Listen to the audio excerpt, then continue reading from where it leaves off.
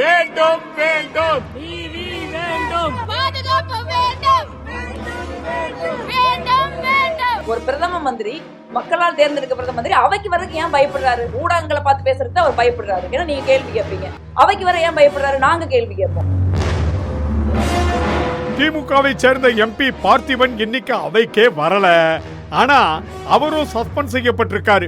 திராவிட முன்னேற்ற கழக எம்பி பார்த்திபன் அவர்கள் அவைக்கே இன்று வரவில்லை. அப்படிப்பட்ட ஒருவரை அமளியில ஈடுபட்டார் என்று சஸ்பெண்ட் செய்கிறார்கள் என்றால் அவங்க கேள்வி கேட்பவர்களை சஸ்பெண்ட் பண்ண வேண்டும், அவ்வளவுதான். அப்போ ஆளுநர் மற்றும் முதல்வர் ரெண்டு பேரும் சந்திக்க போறாங்களா?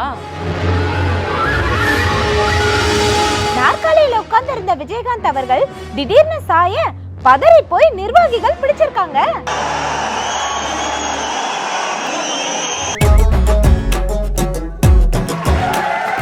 அதாகப்பட்டது மகாஜனங்களே.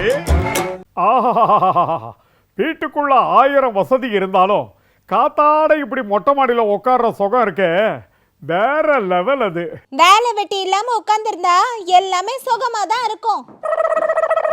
என்ன ஆண்டி, அங்கிள காலையிலே வாட்டி எடுக்க ஆரம்பிச்சிட்டீங்களா? ரொம்ப திட்டாதீங்க, மாடியில இருந்து எகிரி குதிச்சிட போறாரு. ஏமா, இது என்ன பார்லிமெண்ட்ல இருக்கிற பார்வையாளர்கள் மாடமா எகிரி குதிக்கிறதுக்கு?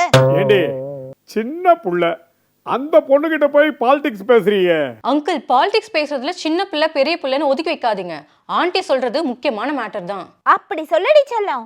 நாடாளுமன்றத்துக்குள்ள குதிச்சு வண்ணப்பொடிகளை தூவுற அளவுக்கு நிலைமை கெட்டு கிடக்கு. நாடாளுமன்றத்துக்கே இந்த கதினா நாட்டு மக்களுடைய கதி என்னவாக போகுதோ? ஆமா ஆண்டி, அந்த கலர் பொடி போக விஷ புகையா இருந்தா என்ன பண்றது? நினைச்சு பார்க்கவே ரொம்ப பயங்கரமா இருக்கு. நீ சொல்றதும் கரெக்ட் தாமா. நாடாளுமன்றத்துக்குள்ள பயன்படுத்தின வண்ணப்பொடி விளையாட்டு நிகழ்ச்சிகளின் போது ரசிகர்கள் பயன்படுத்துவாங்க.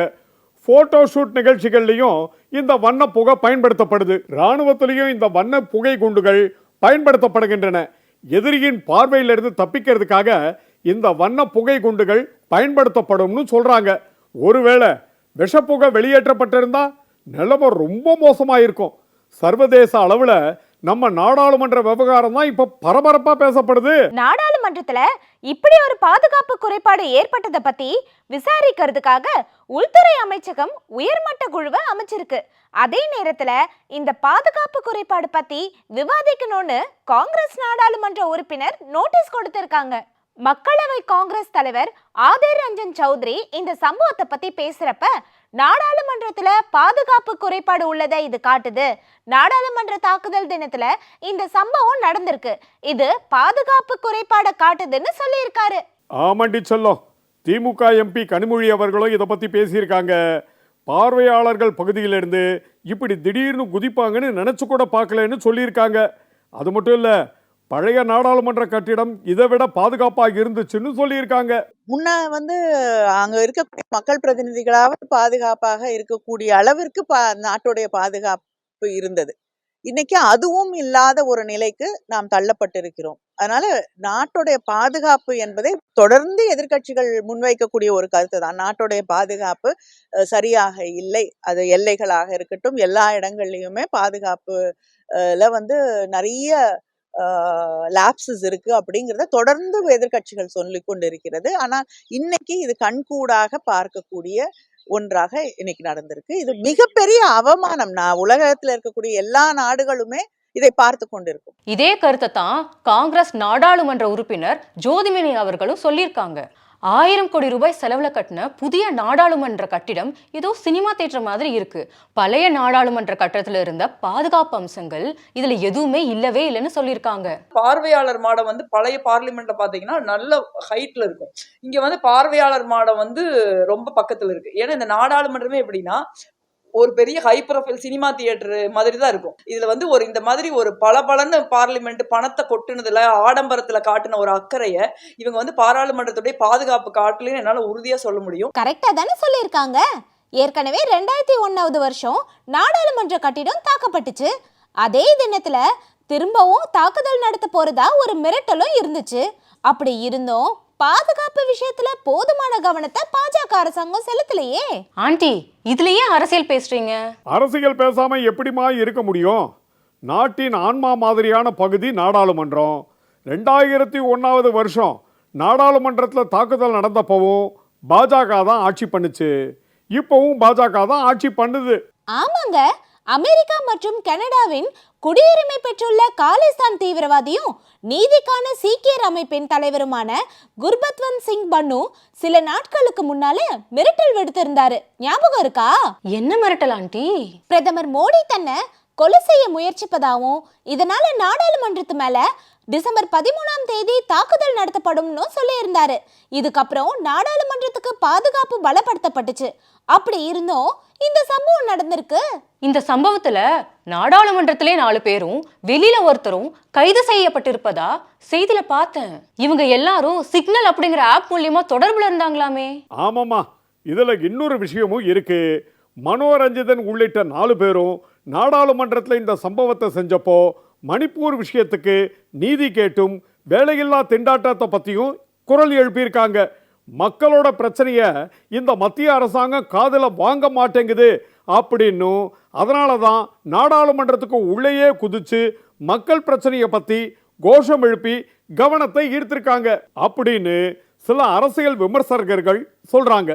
விவசாயிகள் போராட்டங்களையும் மணிப்பூர் உள்ளிட்ட மக்கள் பிரச்சனைகளையும் பற்றி பாஜக அரசாங்கம் கையாண்ட விதத்தின் விளைவுதான் இது அப்படின்னு கூட விமர்சனங்கள் வந்துகிட்டே இருக்கு.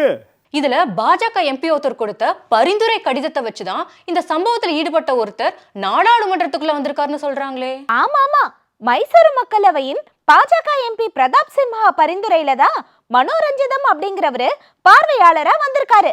இவர் ஏற்கனவே பழைய நாடாளுமன்ற கட்டிடத்துக்கும் பார்வையாளரா வந்திருக்கிறாராம். இதுல என்ன கூத்துனா, அந்த பாஜக எம்பி இந்த நபரை நேர்ல பார்த்ததே இல்லைன்னு சொல்றதுதான். என்ன, நேர்ல பார்க்காத ஒருத்தருக்கு லெட்டர் கொடுத்திருக்காரா? ஆமாமா, அப்படிதான் சொல்றாங்க. இந்த விவகாரத்துல உண்மையான பின்னணி என்ன அப்படிங்கிறத பத்தி நாட்டு மக்கள் தெரிஞ்சுக்க ஆவலா இருக்காங்க. இதை வலியுறுத்தி தான் காங்கிரஸ் உள்ளிட்ட எதிர்க்கட்சிகள் நாடாளுமன்றத்தில் விவாதம் நடத்தணும்னு கேட்டிருக்காங்க. ஆனால் இதுக்கு அனுமதி தரப்படலை. இதனால் ஏற்பட்ட அமளியால் நாடாளுமன்றத்தில் 2 அவைகளும் ஒத்திவைக்கப்பட்டிருக்கு.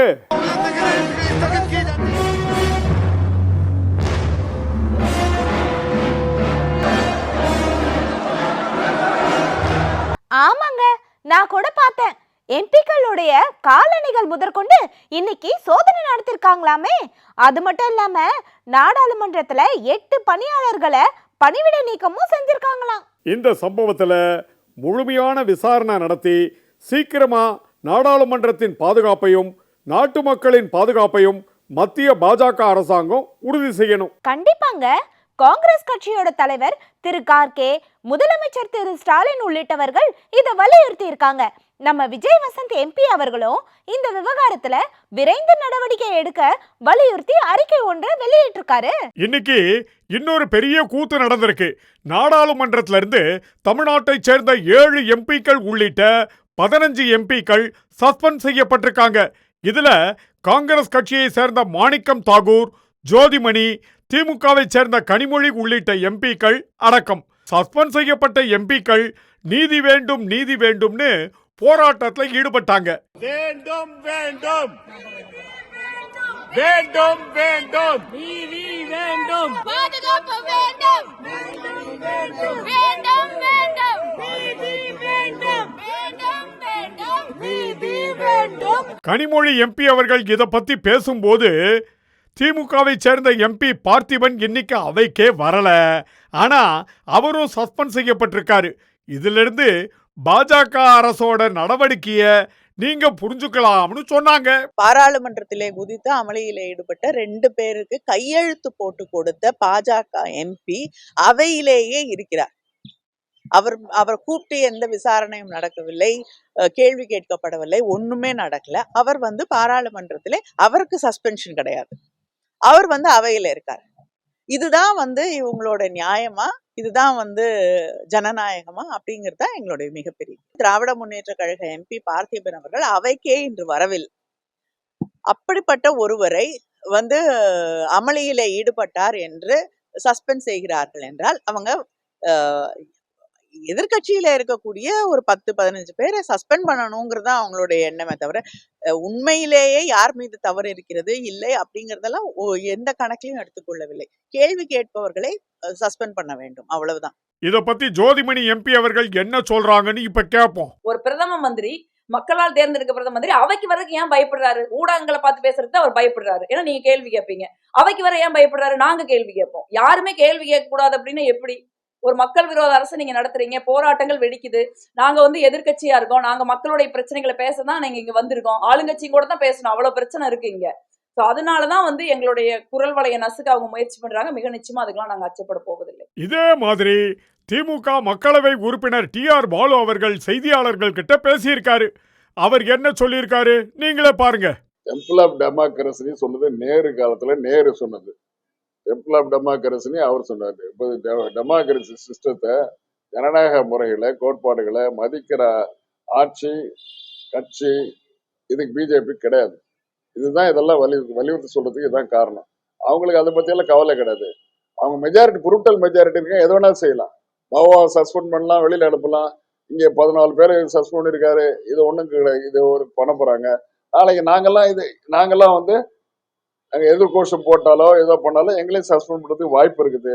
ஆளுநர் RN ரவி அவர்கள் மேல தமிழ்நாடு அரசு தாக்கல் செஞ்ச மனு விசாரணையில உச்சநீதிமன்றம் முக்கியமான தகவல் வெளியிட்டிருக்கு பாத்தீங்களா?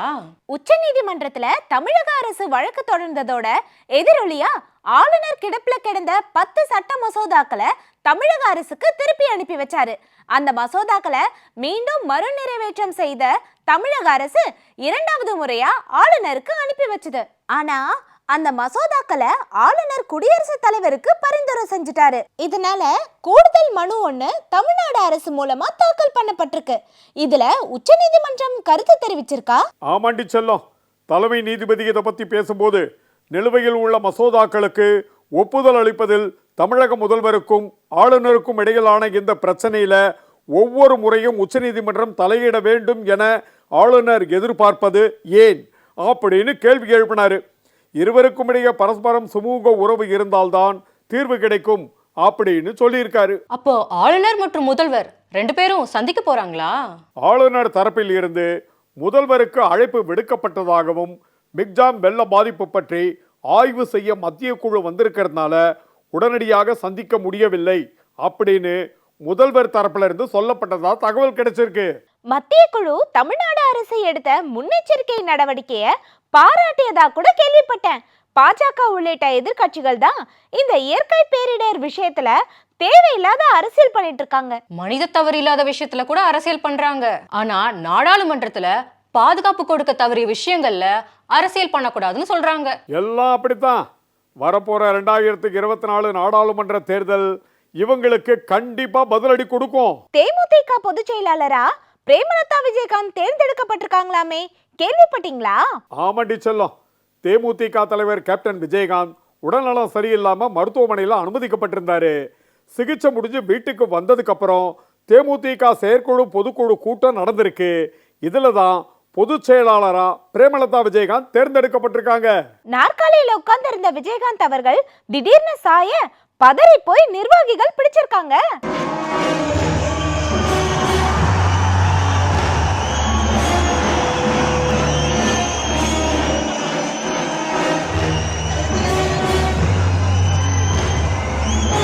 சரி ஆண்டி, இந்த வீட்டோட தலைவர் அங்கிளா இல்ல நீங்களா? ஐயோ, ஏமா இப்படி வீட்டுக்குள்ளேயே பாலிடிக்ஸ் பண்ற? இந்த வீட்டோட நிரந்தர தலைவர் தலைவி எல்லாமே ஆன்டி தான். அந்த பயம் இருக்கட்டும். அதாகப்பட்டது மகாஜனங்களே.